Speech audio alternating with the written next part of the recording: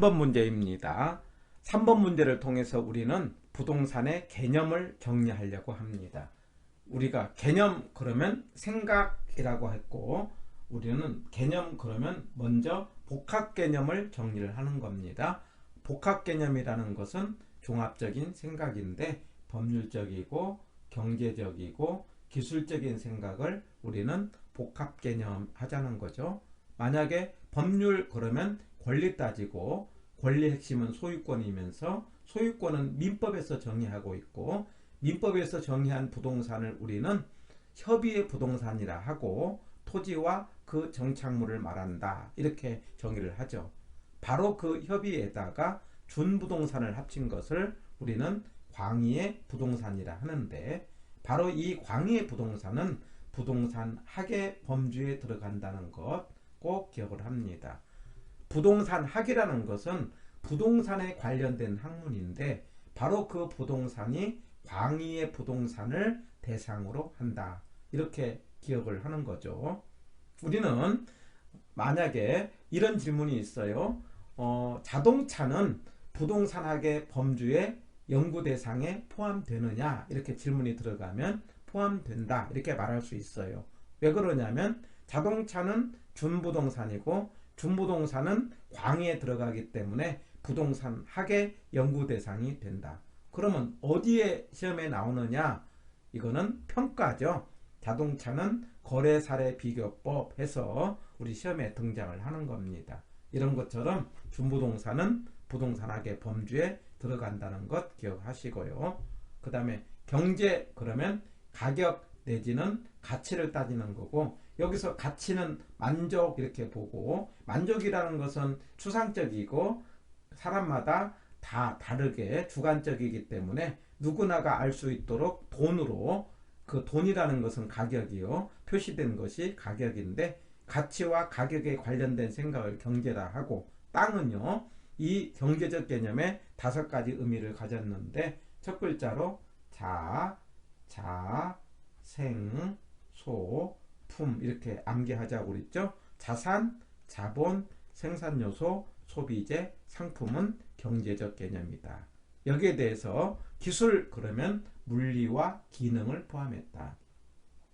이 2가지를 합친 것을 우리는 기술이라 하고, 이 기술적 개념에서의 땅은요 4가지 의미를 가졌는데, 땅은 자연이다 이 말이죠. 그러니 스스로 있어요. 땅이 있는 곳에 위치가 만들어지죠. 위치가 만들어짐으로 위에 공간이 생기고, 그리고 위치가 있으므로 주변에 환경이 생겼다 해서 자연, 위치, 공간, 환경은 우리가 물리적 내지는 기술적 개념이다 해서 이 3가지는 묶어서 우리는 복합 개념, 종합적인 생각이다. 그래서 부동산을 바라보고 저게 누구 것이냐라고 묻는다면은 법률적 생각, 저게 얼마짜리냐 묻는다면은 경제적 생각, 그 다음에 무엇 하는 거냐 묻는다면은 기술적 생각. 하나의 건물 안에 3가지의 생각이 포함됐다. 우리는 복합 개념 이렇게 정리하는 거죠. 그렇다면은 3번 문제에서 우리가 자본은 경제적 개념이죠. 그 다음에 소비재 경제적, 공간은 물리적, 생산요소 경제적, 그 다음에 자연 물리적, 자산 경제적, 위치 그러면 물리적이죠. 그러면 경제적 개념에 해당되는 것은 기역, 니은, 니을, 비읍이기 때문에 정답은 2번이 되겠습니다. 4번 문제를 봅니다. 부동산 개념. 1번 경제적 개념은 자본, 자산으로서의 특성을 지닌다. 맞는 지문이죠. 2번 좁은 의미의 부동산은 토지 및 그 정착물. 이게 민법에서의 개념입니다. 3번 준부동산은 부동산과 유사한 공시방법을 갖춤으로써 넓은 의미의 부동산에 포함된다. 맞는 지문이죠. 그 다음에 4번 부동산의 물리적 개념은 유형적인 측면이다. 우리가 물리라는 단어는 눈에 보이는 것을 물리라고 하는 겁니다. 눈에 보인다는 측면에서 형체가 있기 때문에 유형이다 이렇게 말할 수 있어요. 해서 4번도 맞는 지문인데, 그렇다면은 우리가 형체가 있어서 물리가 유형이라고 한다면은 우리가 법률과 경제는 무형이라고 말할 수 있죠. 형체가 없기 때문에. 여기까지 기억을 하신 다음에 5번에 가서 토지는 생산재이지만 소비재는 아니다. 자, 이게 틀렸네요. 토지는 생산 요소이면서 소비재다. 자생소품 이렇게 기억을 하고 있지 않습니까? 그래서 5번이 틀린 지문이 됩니다. 하나 아실 것은 땅은 다른 물건을 만드는데 사용하기 때문에 생산 요소인 것은 누구나 압니다. 문제는 소비재인데 여기서 소비라는 것은 우리가 직접 만족을 줄 때 소비라는 것을 합니다. 밥을 먹어서 배가 불렀다. 밥을 소비해서 배가 불렀다. 만족을 얻었다. 그 다음에 커피를 먹고 기분이 좋아졌다. 커피를 소비했다. 이러는 거예요. 그러면 땅이 소비재라는 것은 어떤 경우냐? 땅 자체가 우리에게 만족을 주는 경우인데 대개 이런 경우는 우리가 자연 경관이에요. 자연이 우리한테 그 자체로서 만족을 줄 때 이걸 우리는 소비재로서 역할을 했다. 이렇게 하고 또 하나가 있는데 땅이 휴양시설로 들어갔다든가 땅을 통해서 우리가 그 자체로서의 쉼에 만족을 주었다면은 땅 자체가 소비재 역할을 가졌다. 이렇게 이해를 하고 땅은 생산 요소이면서 소비재다. 이렇게 기억을 합니다. 4번의 정답은 5번이 되겠습니다. 5번입니다. 부동산의 개념. 부동산의 개념에서 복합 개념 그러면 법경기, 법률적, 경제적, 기술적 해서 종합되는 개념이다. 2번 민법상 부동산은 토지와 그 정착물. 3번 기술적 개념은 우리가 물리와 기능을 따지잖아요. 그런데 물리와 기능에서 물리는 4가지가 있는데 자연, 위치, 공간, 환경 이런 말이 있어요. 그렇다면은 생산 요소와 자산은 무슨 관점이죠? 경제의 관점이기 때문에 3번이 틀린 지문이 되겠습니다. 물론 자연과 공간은 기술적 개념. 그래서 정답은 3번. 4번 준부동산은 등기 등록을 함으로써 부동산에 준한다. 여기서 등기 등록의 공시 방법은 법적인 측면에서 부동산에 준한다. 그렇기 때문에 준부동산은 법적인 법률적인 관점의 생각이다. 이 말도 기억을 하는 겁니다. 마지막에 5번은요. 토지와 건물이 각각 독립된 거래의 객체이면서도 마치 결합된 상태로 다루어져 활동의 대상으로 삼을 때를 복합부동산이라 한다.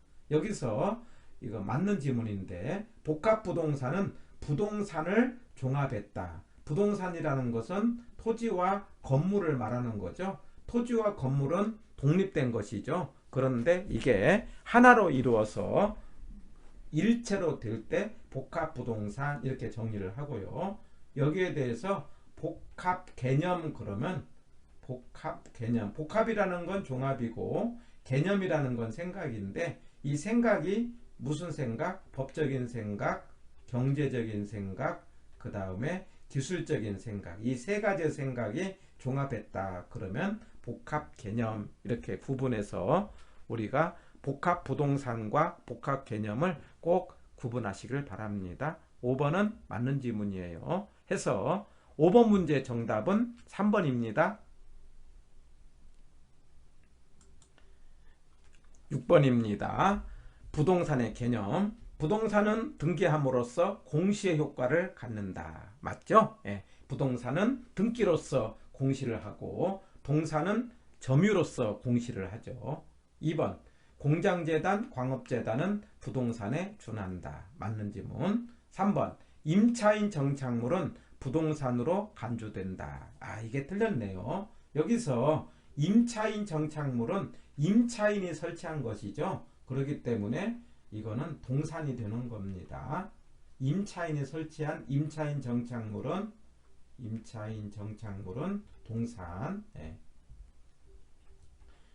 여기에 대해서 임대인이 설치한 것을 임대인 정착물 그럽니다. 임대인 정착물은 임대인이 설치해서 이거는 건물을 위해서 설치했기 때문에 부동산이다. 이렇게 말할 수 있어요. 그러면은 임대인 정착물과 임차인 정착물은 다른 정착물이다. 그래서 임차인은 동산, 임대인은 부동산 꼭 기억을 하시고요. 정답은 3번이 되겠습니다. 4번에 가서 민법상 부동산은 토지와 그 정착물, 그 다음에 5번에서 부동산에 관한 권리는 거래의 대상이 될 수 있다. 맞는 지문이죠. 해서 6번의 정답은 3번. 7번입니다.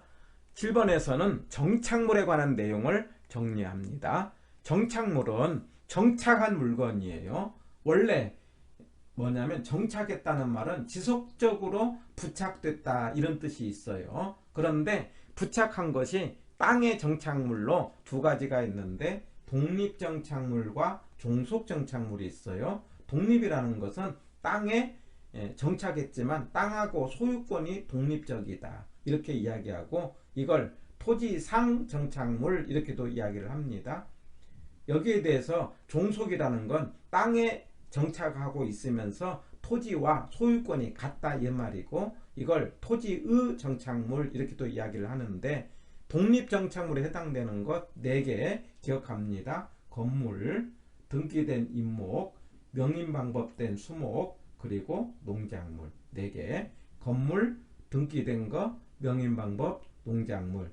명인방법은 내 것이라고 표시한 나무를 말하는 거죠. 농작물은 남의 땅에 농사를 지어도 땅 주인 것이 아니라 경작자 거기 때문에 땅 주인과 그 다음에 경작자 것이 구분돼서 농작물은 땅하고 독립됐다 이렇게 말하는 겁니다. 이 4개를 기억하고 나머지는 종속이다. 대개 종속은요 쭉 연결된 것을 말하는데, 교량, 돌담, 도로, 다리 이런 것들은 뭘로 본다? 종속으로 보고 토지의 정착물입니다.